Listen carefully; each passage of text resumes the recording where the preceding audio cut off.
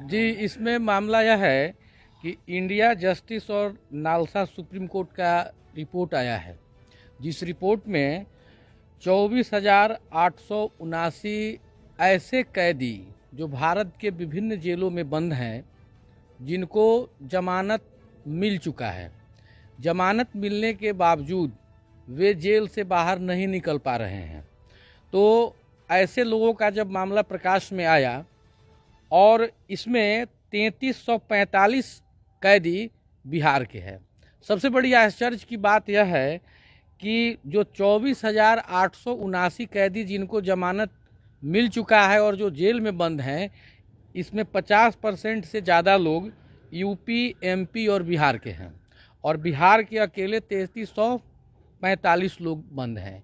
इसके लिए हम राष्ट्रीय मानवाधिकार आयोग नई दिल्ली इस शो के प्रायोजक है मां भवानी डेकोर प्राइवेट लिमिटेड, मतलब a complete floor solution, new 0 mile, Dadar road, Muzaffarpur, और बिहार राज्य मानवाधिकार आयोग पटना के समक्ष हमने 2 पिटीशन दाखिल किया है और हमने इसमें इमीडिएट आयोग से हमने हस्तक्षेप करने की मांग की है कि यह व्यक्ति की जीवन स्वतंत्रता और उसके मौलिक अधिकार के साथ में खिलवाड़ किया जा रहा है और जो सरकार के जो विंग हैं, वह सरकार के विंग जेल में बंद लोगों के जो मौलिक अधिकार हैं, जो जीवन स्वतंत्रता की गारंटी जो भारतीय संविधान के अनुच्छेद 21 में दिया गया है, इसके साथ ये लोग खिलवाड़ कर रहे हैं। जब इनको जमानत मिल चुका है तो इनको इमीडिएट जेल से बाहर करना है। हम बताना चाहेंगे कि माननीय सुप्रीम कोर्ट ऑफ इंडिया के द्वारा पूर्व में ही यह बात कहा जा चुका है कि वैसे कैदी जो अपने सज़ा का 1/3 समय जेलों में काट चुके हैं, उनको बिना शर्त के जमानत कर देना है और कहीं अगर आवश्यकता पड़ता है तो उनको कुछ शर्त के ग्राउंड पर उनको बाहर निचली अदालत छोड़ देगा। इसकी जानकारी किसी व्यक्ति को है ही नहीं, जिसके कारण है कि लोग पड़े हुए हैं जेल के अंदर में। दूसरी बात, सबसे बड़ी बात यह है कि भारतीय नागरिक सुरक्षा संहिता की धारा 479 में भी इस बात को अभिकथित किया गया है, जिसकी जानकारी सरकार के किसी व्यवस्था के पास में इसकी जानकारी है ही नहीं, जिसके कारण लोग सफ़र कर रहे हैं और लोग सफ़र हो रहे हैं। और यह बहुत ही जघन्य मामला है, क्योंकि जब व्यक्ति को जमानत मिल जाता है उसके इमीडिएट तुरंत उस व्यक्ति को जेल से रिहा कर दिया जाए। अगर वह व्यक्ति 1 सेकंड के लिए भी जमानत मिलने के बाद में अगर 1 सेकंड के लिए भी अगर जेल में बंद है तो समझ लीजिए कि उसके मानवाधिकार के साथ में खिलवाड़ किया जा रहा है। तो इसमें इमीडिएट एक्शन हो, इसके लिए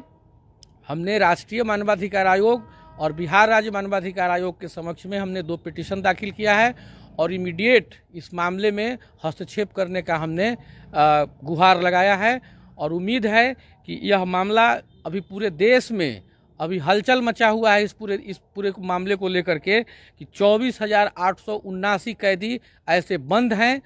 जिनको जमानत मिल चुका है और जेल के अंदर में पड़े हुए हैं। क्या ये वैसे कैदी हैं जिनको रिहाई मिल चुकी है कोर्ट आदेश से, इसको न्यायालय के आदेश की अवमानना भी माना जाएगा? जी, देखा जाए इसमें कुछ ऐसे प्रावधान जो है सो लोग एक बना देते हैं कि जमानत के लिए जैसे किसी का जो जमानतदार होना चाहिए, उसका जो प्रतिभूति होनी चाहिए, ये सब एक बना हुआ है। इसके लिए भी डिफरेंट कोर्ट का इसमें आदेश है, माननीय उच्च न्यायालय वगैरह का इसमें आदेश है कि अंडरटेकिंग पर भी व्यक्ति को बाहर कर देना है। लेकिन ये तो व्यवहार में एक बना हुआ है कि एक डॉक्यूमेंट लाइए,